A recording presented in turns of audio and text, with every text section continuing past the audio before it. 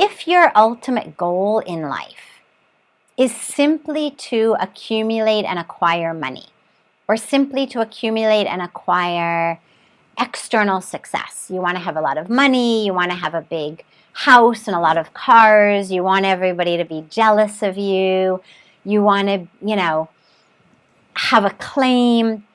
If that's your only goal, then I'd say, sure, don't bother wasting your time meditating or on a spiritual path. Get to work. Start making all of that money. But if you've got a life goal of anything deeper than just accumulating money or power or acclaim, which we know, by the way, is completely unfulfilling, spend time with people who are multimillionaires, people who are billionaires, people who are CEOs and presidents of top Fortune 500 companies. And what you find is they're looking for happiness in the same way that everyone's looking for happiness. There's no sense within them of, I've got all this money, therefore I'm happy. I've got this acclaim or this power or this success, therefore I'm happy. They are also one arm's length away from happiness. And so what I would say to all of these people wondering, is spirituality worth it? Is, unless you have found complete fulfillment on a deep level, you are deeply happy, deeply peaceful, deeply fulfilled, inspired, uplifted, connected. Unless you are there, then a spiritual path is absolutely necessary, because it's through that path that you are going to find that happiness, that peace, that connection. Spirituality is that which shows us the truth of ourselves and the truth of our place in this universe. And until and unless we know who we are, we can't really know what to do. And when we don't know who we are and we don't know what to do, then we spend most of our lives kind of running around stressed out and upset, frustrated, angry, jealous, annoyed, depressed, miserable. So, first of all, it's definitely not boring by any means. Think about it like this.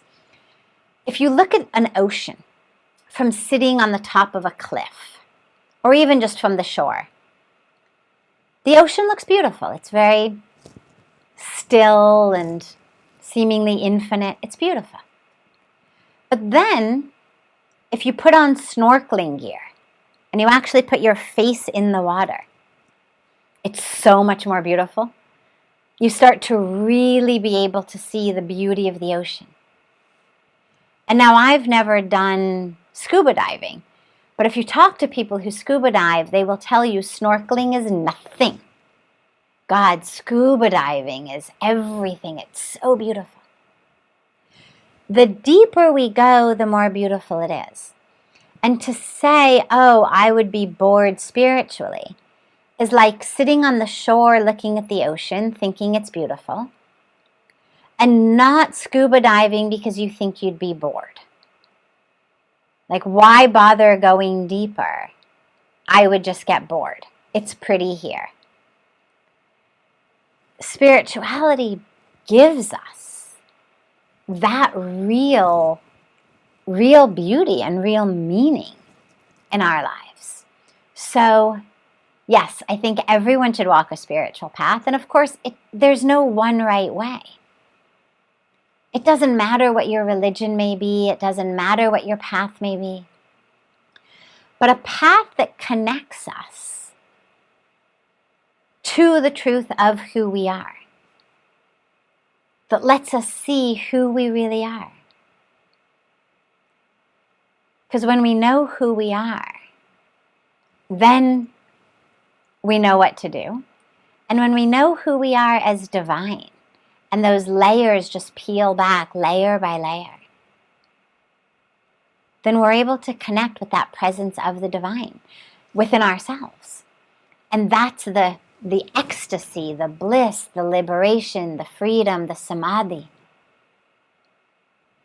And when you talk lastly about surrender, you don't have to surrender your life. Your life isn't the problem. Your life is not what keeps you miserable. It's your mind. So the only thing you have to surrender is your attachment to your anger, your ego, your false self, the illusions, ignorance, these identifications that we make about who we think we are. Those have to be surrendered. And, this was a point that I really emphasized in my book, because as you say, people here are all over the world thinking, well, I've got a life here. Do I really have to, go to India, go to the Himalayas, become a renunciant in order to have these experiences? And this was a point that in Hollywood to the Himalayas I really emphasized a lot, is you don't have to. For me, that was the physical arc. That was the plot. 25-year-old American girl comes to India with a backpack, becomes a renunciant, becomes a spiritual leader, becomes all of these things. That's the plot arc that my life took. But the transformation, the healing and the transformation can take place anywhere. Because all we have to do is shift our way of thinking from what I call the Hollywood way of thinking, which is you are your body.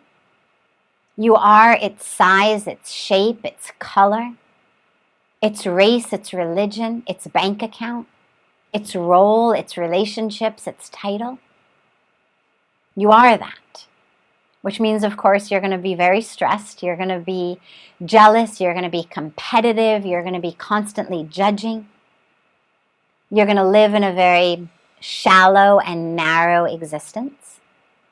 Or the Himalayan way of thinking, which says you have a body, but you're not the body. You are the soul, the spirit, consciousness, love, truth, divinity. And that shift in how we think is what creates that transformation. And so the only thing you have to surrender is that Hollywood way of thinking, that idea that you are your body, that you are your career, that you are your role, that you are your history, that you are what's happened to you. Because that was how I had identified that I was the one to whom these traumatic events had happened, that I was the one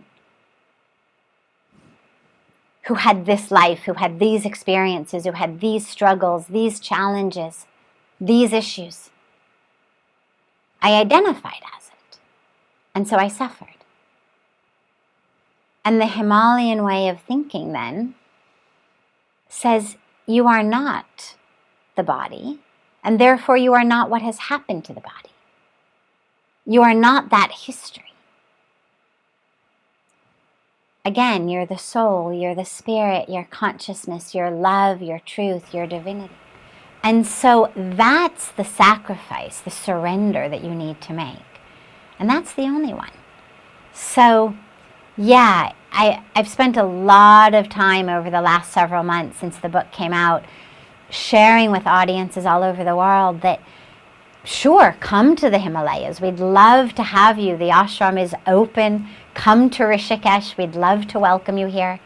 But that isn't necessary for your healing, for your transformation, for your awakening. What's necessary is just the shift in how you think and how you move through your world. And that can happen anywhere.